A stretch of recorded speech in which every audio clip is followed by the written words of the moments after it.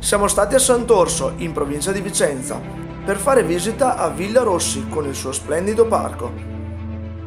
La sua costruzione comincia nel 1865, quando il noto industriale e produttore di lana di Schio, Alessandro Rossi, acquistò l'antica villa settecentesca, con l'annessa chiesetta ed una notevole estensione di terreno circostante, per farne un'oasi di pace e dimora di campagna.